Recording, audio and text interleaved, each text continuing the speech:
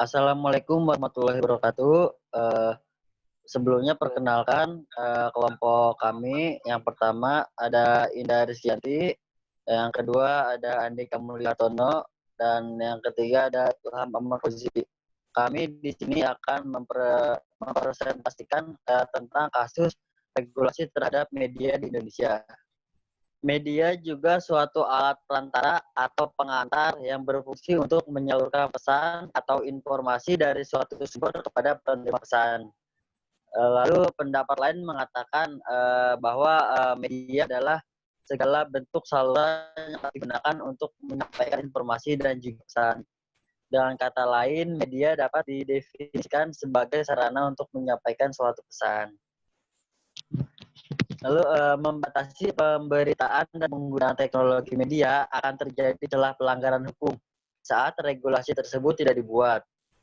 Regulasi dibentuk oleh negara, yaitu oleh lembaga legislatif.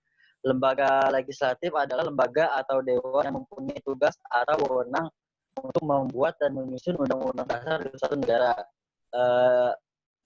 Contohnya yaitu DPR, DPD, dan MPR. Lalu ada lembaga eksekutif. Lembaga eksekutif meliputi presiden, wakil presiden, dan juga menteri-menterinya. Lalu yang terakhir ada lembaga yudikatif. Lembaga yudikatif adalah lembaga negara yang bertugas sebagai pengawas, pengamat, dan pemantau proses berjalannya undang-undang dasar di suatu negara, dan juga pengawas hukum negara.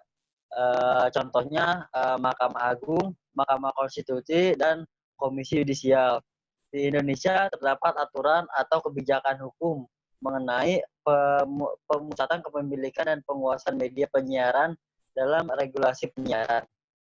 Masalah regulasi penyiaran publik. Yang pertama, dalam kebijakan komunikasi Indonesia, diketahui ada beberapa kebijakan atau regulasi yang mengatur tentang sistem komunikasi di Indonesia. Regulasi menurut Kamus Besar Bahasa Indonesia adalah pengaturan regulasi di Indonesia diartikan sebagai sumber hukum formil berupa peraturan perundang-undangan yang memiliki beberapa unsur, yaitu merupakan suatu keputusan yang tertulis dibentuk oleh lembaga negara atau pejabat yang berwenang dan mengikat umum. Selanjutnya, secara tidak sengaja saat ini telah terjadi monopoli media dalam dunia penyiaran. Wakil Direktur Lembaga Studi Pers dan Pembangunan atau LSPP, Hanif Suranto, mengungkapkan pemusatan kepemilikan lembaga penyiaran swasta akan berpotensi dimanfaatkan untuk menggiringi opini publik.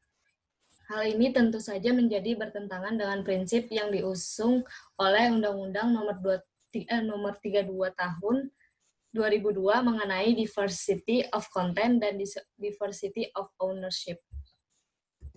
Terus selanjutnya saya akan memberikan beberapa contoh kasus regulasi terhadap media di Indonesia. Yang pertama ada acara Rumpi No Secret di Trans TV yang terjadi pada Juli 2019. KPI mendapati tayangan yang sangat pribadi dan adanya gerakan seksual. Permasalahan ruang privat seharusnya tidak masuk dalam ranah penyiaran yang lebih diperuntukkan bagi kepentingan publik. Berdasarkan peraturan SPS pasal 8 huruf H yang isinya lembaga penyiaran yang memuat adegan seksual dilarang mengeksploitasi dan atau menyampaikan bagian-bagian tubuh tertentu seperti paha, bokong, payudara, dan lain-lain secara close up ataupun medium shot. Terus di acara kedua ada Obsesi di GTV. Hal yang tidak pantas dalam dialog tersebut adalah pembicaraan soal hubungan di luar nikah. Saya menilai program siaran dilarang memuat pembenaran hubungan seks di luar nikah.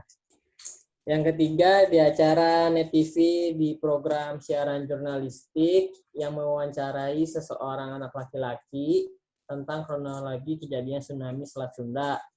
Pelanggaran ini dikategorikan sebagai pelanggaran atas ketentuan program siaran jurnalistik tentang peliputan bencana dilarang mewawancarai anak di bawah umur sebagai narasumber. Jadi, dalam kejadian apapun, dalam bencana apapun, kita sebagai reporter ya nggak boleh mewawancarai anak yang masih di bawah umur. Jadi itu dilarang. Sekian dari kelompok kami. Mohon maaf atas segala kekurangannya. Assalamualaikum warahmatullahi wabarakatuh.